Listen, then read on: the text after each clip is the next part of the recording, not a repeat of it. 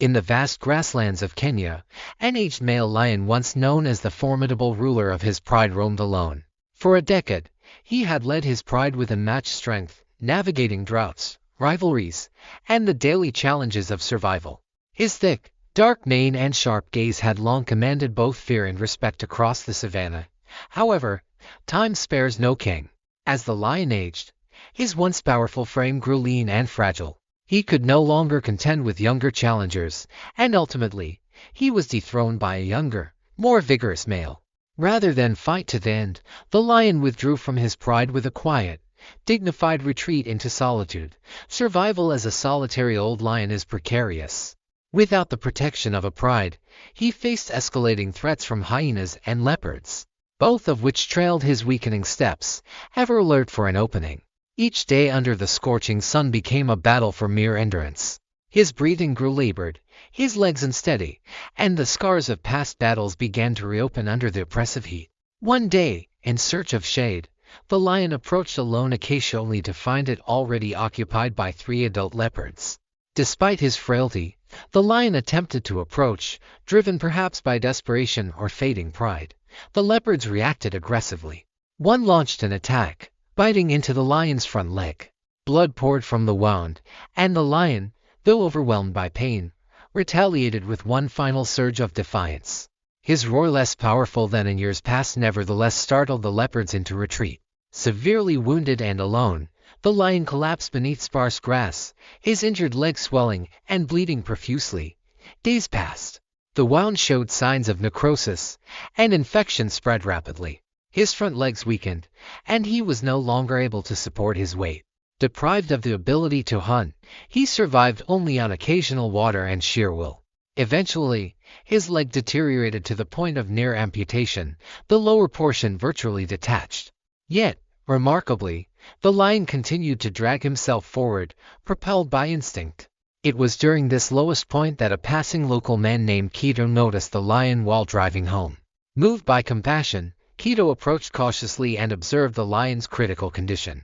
He quickly contacted the Kenyan Wildlife Service and reported the incident. Though instructed to keep a safe distance and await professional help, Keto felt compelled to act. He retrieved meat from his vehicle and placed it near the lion. The lion, though barely conscious, responded to the scent, slowly consuming a small portion. Keto left another piece and, as darkness fell, departed reluctantly. Exactly 1 hour later, a team from the wildlife reserve arrived, consisting of team leader Michael and rangers Hamisi and Juma. Upon seeing the lion, they immediately recognized him, once the majestic ruler of the savannah. Time and hardship had rendered him almost unrecognizable. Michael approached the lion with caution and care. The animal, perhaps sensing a shift in intent, displayed no aggression. Hamisi administered an emergency injection to ease the lion's pain and stabilize his vitals. With deliberate care, the team lifted the lion onto a soft cloth and transported him to the rescue center. A comprehensive medical evaluation revealed that while the leg injury was catastrophic, the necrosis had fortunately not progressed further. Due to his advanced age and declining condition, the conservation team decided against releasing him back into the wild. Instead, they prepared a safe, shaded enclosure where he could receive round-the-clock care. In the days that followed, the lion remained still, recovering gradually. Sanctuary staff closely monitored his condition, providing nourishment, hydration, and medical support. Over time, he began to respond. He ate modestly, and his wounds started to heal. The lion, though forever changed physically, began to regain a sense of calm. Visitors to the reserve soon learned of his story, referring to him reverently as the majestic old lion. Children were especially drawn to his dignified silver mane, a rare sign of old age among wild lions. Staff members, especially Michael, Hamisi, and Juma, treated him with the utmost respect, recognizing not only his survival but his legacy. They often spent time by his side, speaking to him gently, as though he understood. Eventually, the lion began to trust again. He would occasionally let out a low, soft roar, not of dominance, but of memory. It was as though he was recounting tales of the past, echoing the life he once led across the endless plains.